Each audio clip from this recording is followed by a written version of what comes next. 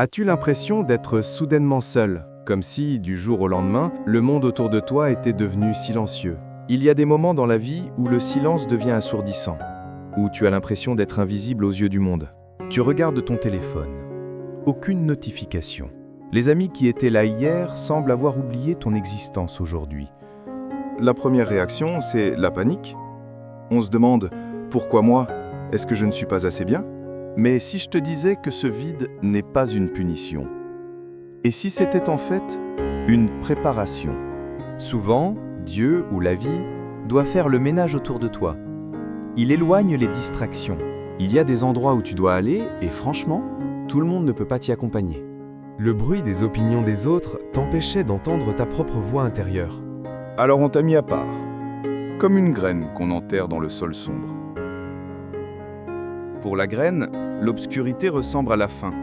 Elle se sent écrasée par la terre. Mais en réalité, c'est le seul endroit où elle peut arrêter d'être une graine pour devenir un arbre.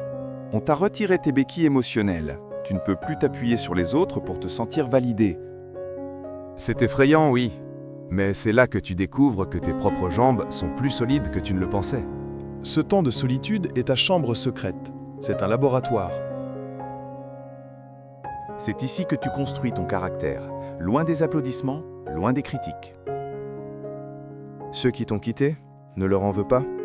Ils ne faisaient pas partie de ton futur, seulement de ton histoire. Tu es en train de devenir quelqu'un de nouveau, quelqu'un de plus profond, de plus ancré.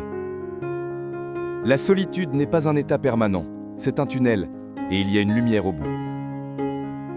Quand tu sortiras de cette saison, tu ne seras plus la même personne qui y est entrée. Alors, n'essaie pas de fuir ce moment. Prends ton thé, assieds-toi et laisse le silence te transformer. Tu es caché, mais tu n'es pas oublié. Ta saison de floraison arrive.